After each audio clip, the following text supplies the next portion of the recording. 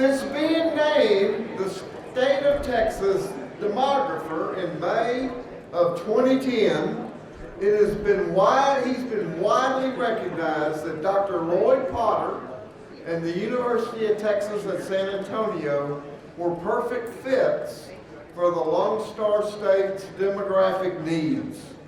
He has provided officials with population estimates and projections to inform policy while continuing his research on Texas's health and equity-related demographic trends.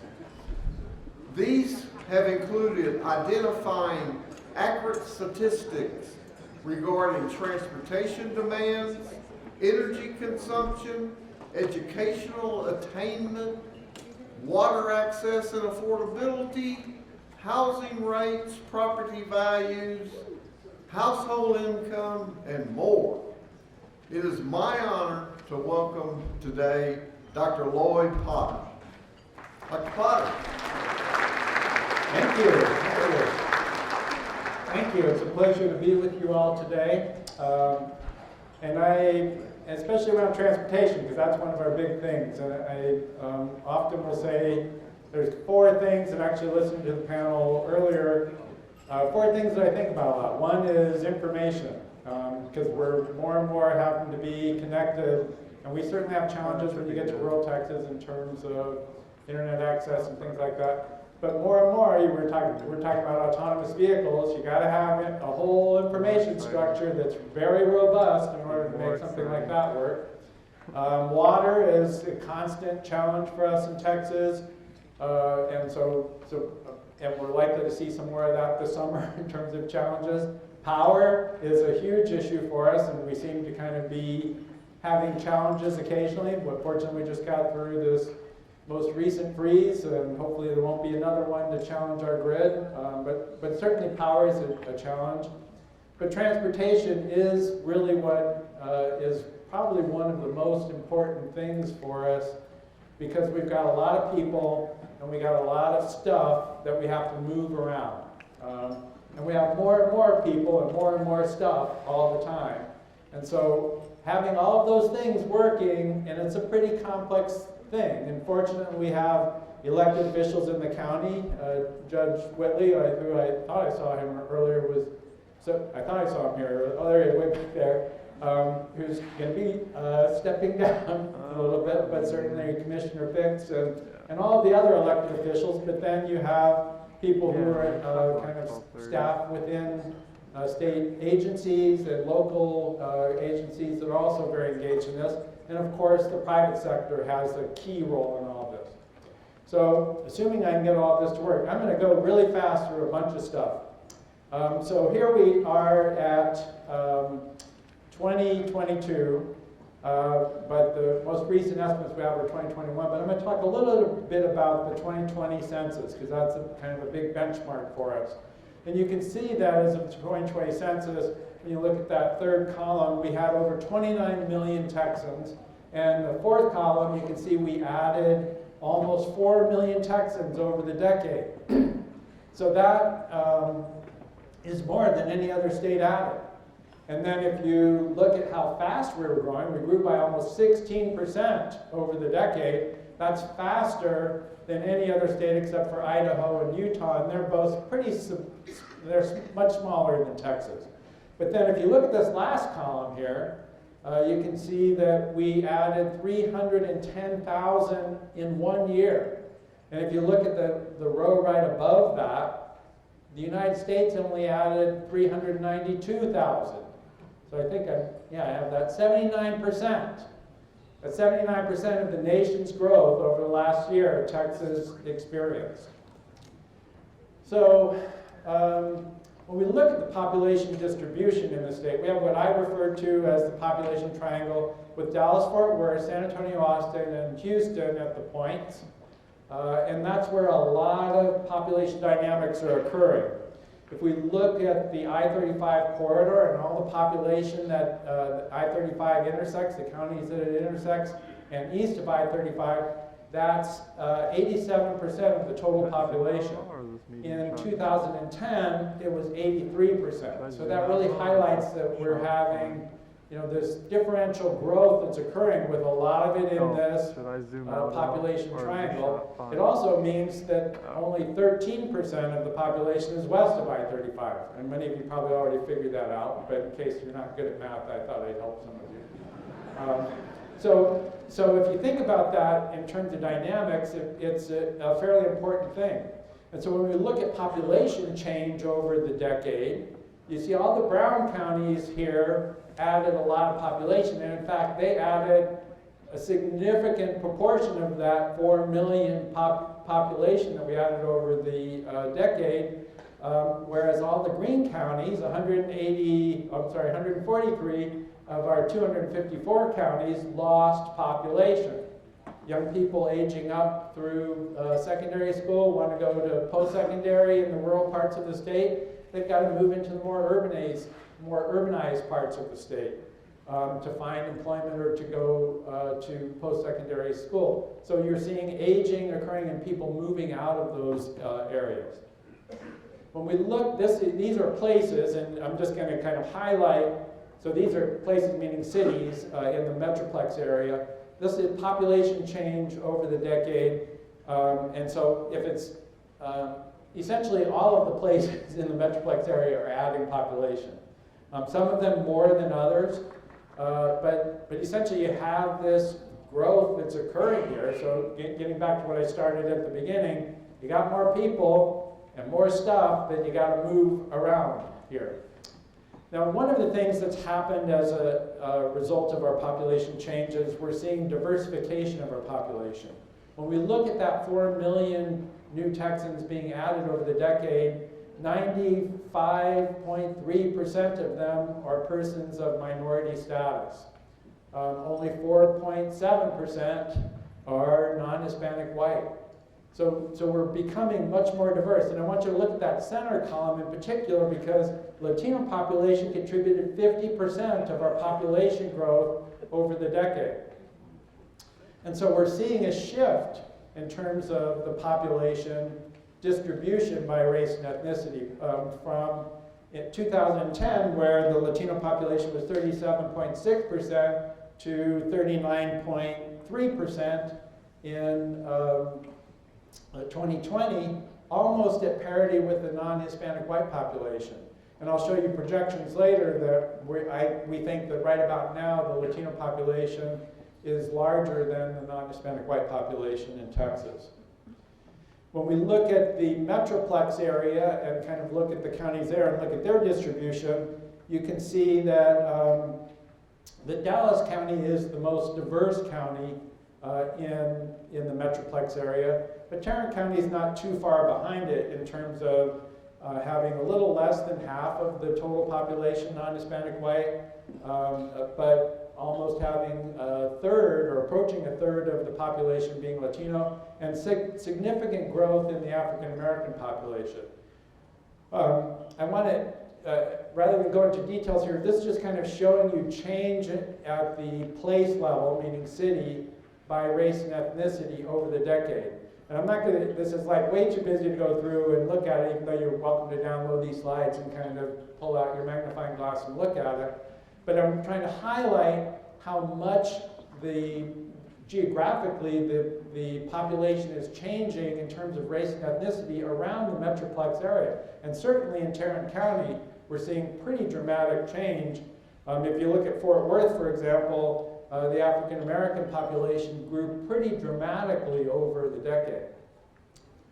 Now here, if you look at this, there's a whole bunch of columns here. I'm going to try to break this down for you pretty quickly. If you look at the blue columns there, that's showing you so I'm going to talk about population change and what we refer to as the components of change. And there are two basic components. One is natural increase, that's births minus deaths. And usually there's more births than deaths at the state level. In fact, there always are at the state level. And then the other component is net migration, that's in-migration minus out-migration.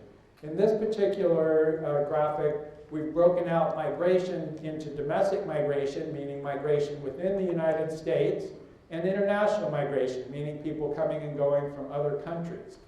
And so if you look at the blue columns, that's domestic migration, and you can see the amount of domestic migration each year over the last decade. The orange columns are international migration, and then the gray columns are natural increase. If we look over there since about 2016, if you look here, you can see we've seen declines in the number of growth from natural increase in the state. And I'll talk a little bit more about that later. We've also seen declines in international migration. But when we look at domestic migration, we've seen pretty dramatic increases in that. And so domestic migration is an important thing when we think about infrastructure. It's important because, well, let's think about it this way. If you think about natural increase, what's happening? You have a baby being born into a household, and that baby is probably, I mean, they may put a burden on the infrastructure in terms of schools having to grow, but they're not going to put a car on the road, and they don't need a new housing unit. They're not going to have a new tap pulling in water and power. And so that's kind of slow growth. But domestic migration is instant. It's like there's somebody that's moving into Tarrant County today. Not somebody, there's a fair number of people moving into Tarrant County today. And those people have to, they're bringing their cars with them.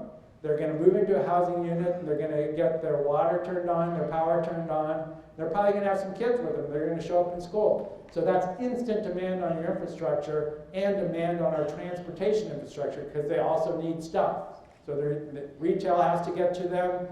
They also have a job that probably is going to require stuff to be moved around so they can add value to those materials. So that's, domestic migration is a very strong indicator of demand for infrastructure. Okay, well these aren't translating very well. So if you look here, the gray part is domestic migration, the orange part is international migration, and the blue is natural increase, births minus deaths. And so if you look at the left pie chart, you can see that about a third of our population change over the last decade was from domestic migration. That's the gray part. A little less than half was from natural increase, and about a fifth was from international migration. And if you look at this one last year, I showed you on that first slide, 2000 to 2021, all of a sudden domestic migration is over half of our population change. That's pretty dramatic. And so that's that line that I was showing you with increase in domestic migration. When we look at counties in the area, and here you can see Tarrant County, and look at its components of change, you can see about half of the population change over the last decade was from natural increase, and about a third, so it's fairly similar to the state last year in terms of its components of population change. We don't have county level estimates yet for 20 to 21 or for 2021, but when those come out, I'm expecting we're going to see that for Tarrant County an increase in the percent that is due to domestic migration. Also, something to keep in mind, Tarrant County was the 6th most significant growing county in the country over the last decade. So it was growing more than all but 5 counties. There were 5 counties that were growing more. When we look at the speed of growth, Tarrant County doesn't show up there because it has such a large denominator in terms of the top growing ones. But Hays and Comal County are the 2 counties in between Austin and San Antonio. They're growing faster than all of the other counties in the country. But then if you look there in the Metroplex area, there's a number of counties that are among the fastest growing counties in the country. Now, all of this fast growth and significant growth is resulting in there being more people in the same amount of area. So if you add more people to the same amount of area, the density persons per square mile goes up. And of course, then the challenges of moving people through that, because you got more people to bump into. I know the previous panel was talking about safety. That's a big issue for us in terms of designing and developing our transportation system, But there's also an important element about that, which is behavior of people that are on the road. So it's not just the, I mean, you can engineer the heck out of highways and out of cars and things like that, but people are still driving them. So there's a behavioral thing. I could go off and I have a whole story about that, but I'm not going to go into it. I don't have time here. Okay, so then when we look at growth from natural increase, you can see the Metroplex area has a lot of growth. Certainly Tarrant had very significant healthy growth from more births than deaths. The population is relatively young, meaning there's few people at the older ages and a lot of people that are in the labor force and a lot of people that are also in the reproductive years. When we look, though, at the state and we look at fertility, and actually, if you look at the United States and look at fertility, there's a concept in demography called replacement fertility. That's the average number of children women have over their childbearing years. If that's 2.1, that means it's replacement fertility. Women will replace themselves in their partner, essentially. You know, that eventually they'll die, but they'll have enough children to replace themselves. At that level, a population with a closed population with no migration will not grow and it won't decline. It'll basically stay the same size. If fertility goes above that, then you'll start seeing population growth. So if you look at a lot of developing countries, they have really high total fertility rates and they have a lot of growth from natural increase.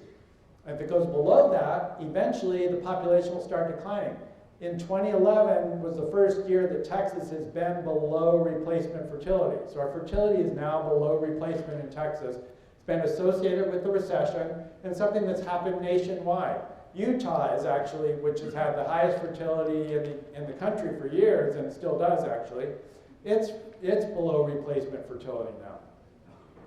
When we look at the state level in terms of what's happening by race and ethnicity, you can see the Latino population has actually been a significant contributor to our positive natural increase, having a lot more children than higher than replacement fertility.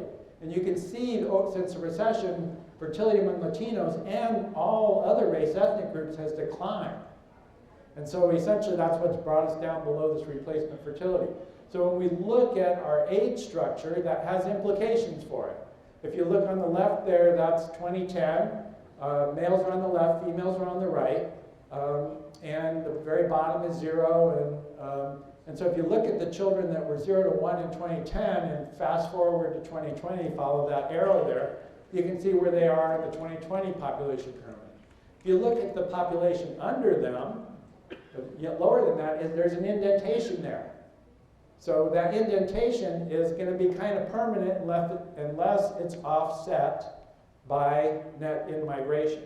So those young children are going to age up through our school systems and age up through higher education systems and into our labor force, and we're going to probably, unless it's offset by migration, have a decline in labor. And that's a challenge for a state like ours that's growing and has tremendous, I mean, we have demand for labor. Let's see, then when we look at domestic migration and look up at the Metroplex area, you can see Dallas County had net out domestic migration over the decade. Harris County also did. That was offset by international migration. But if you look at Tarrant County, very positive and significant domestic migration. And if you look at international migration, again, you see Dallas County essentially has positive net migration, but it's because of international migration. But Tarrant County has very positive international migration as well, so a more diverse and cosmopolitan population growing in Tarrant County. When we look at domestic migration, where migrants are coming from, California over the last decade has been the net biggest sender, followed by, this isn't translating to this format very well. Let's see, California. New York. I know, but there's something missing here because the font's changed. So there's some states that are missing there. So there's Illinois, New York, Florida, I think are the top three.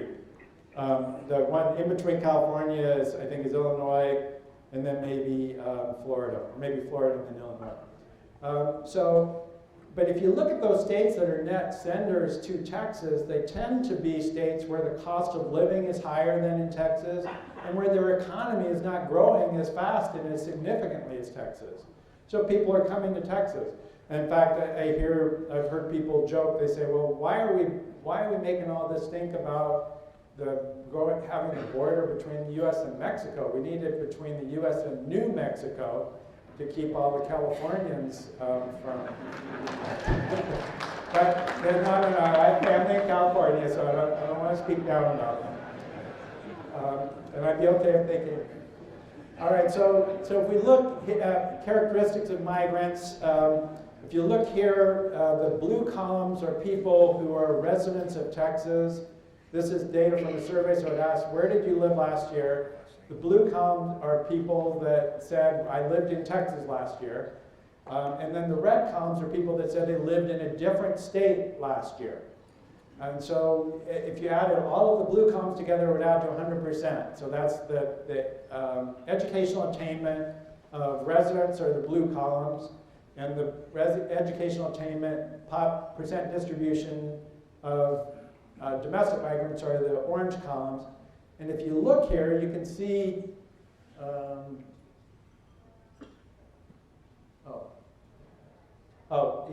there, yeah, I can't see the arrows very well there.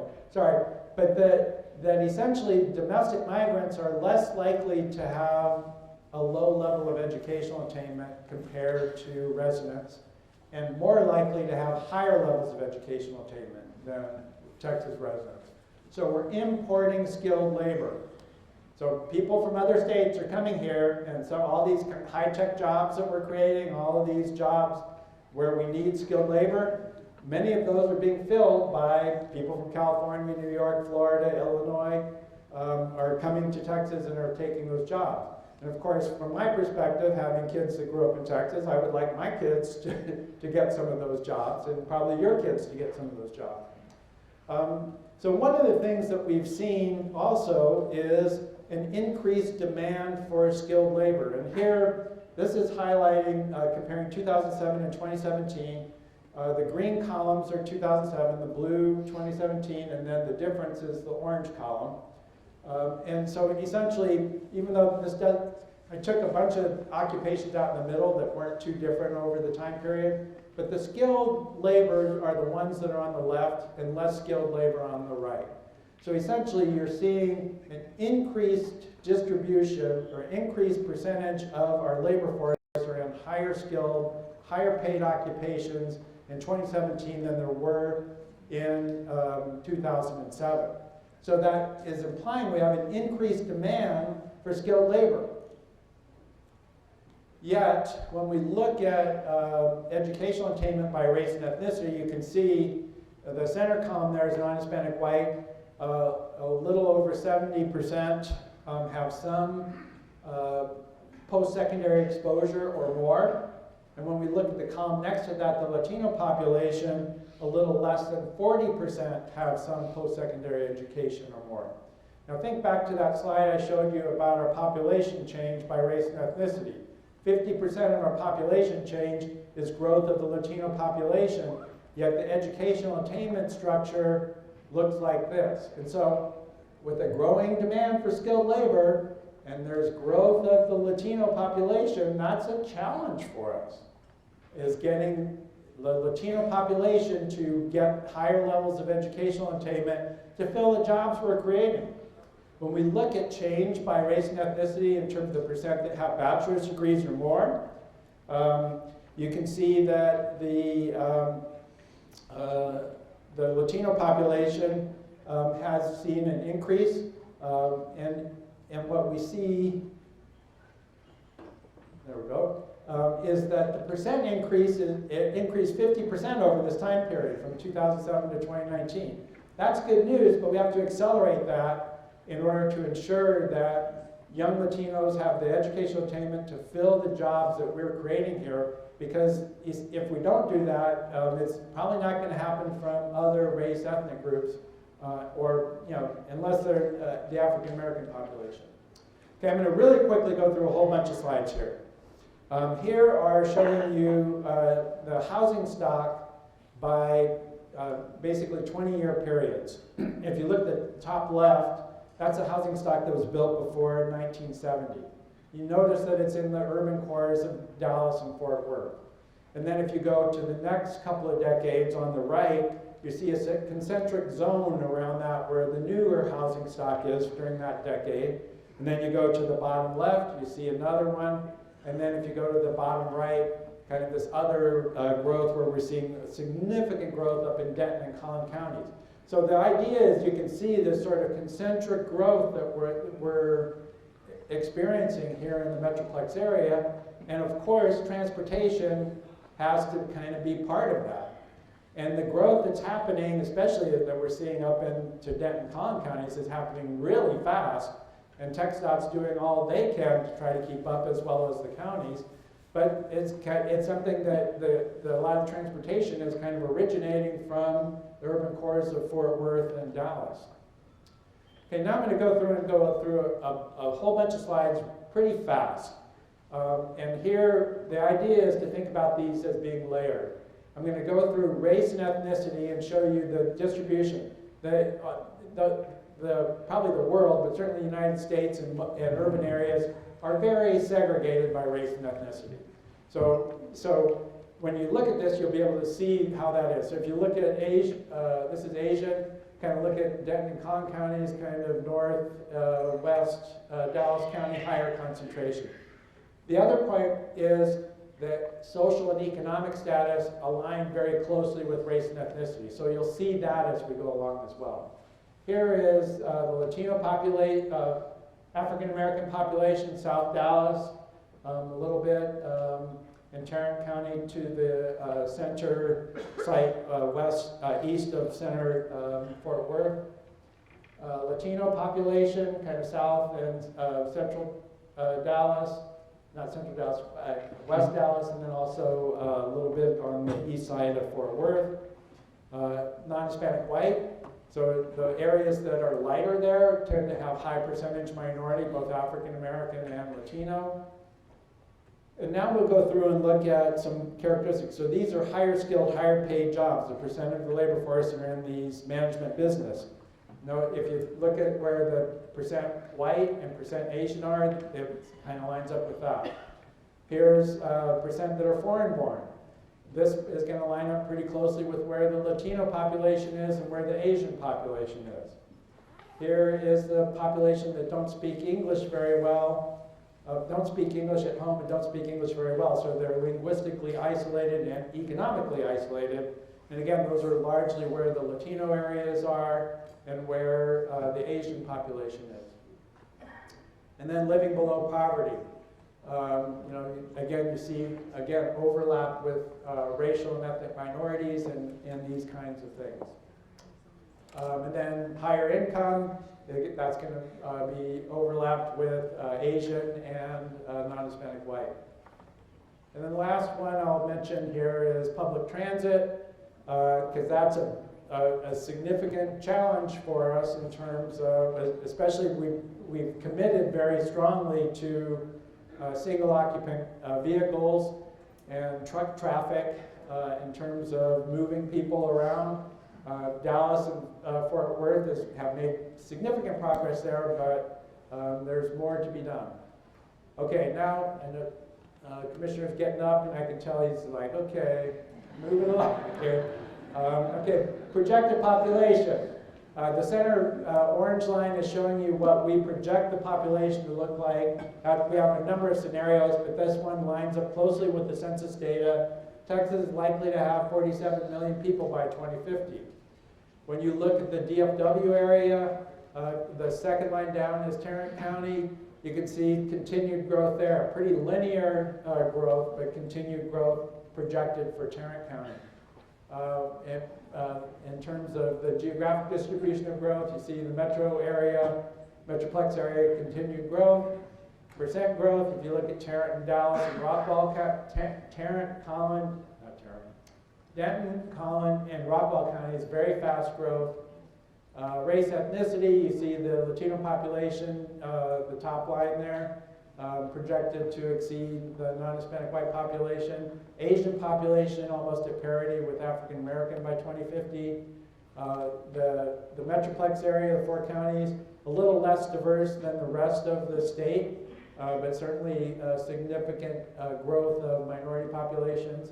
Last thing I'm going to mention is our website. We have all kinds of data and tools there. These are some maps. Yellow map is one where you can take the bar and slide it and look between 2010 and 2020, and you can zoom down to the block level, so you could probably find where the block that your house is and kind of find that and go back and forth and look at a number of different characteristics, but there's other tools on there as well.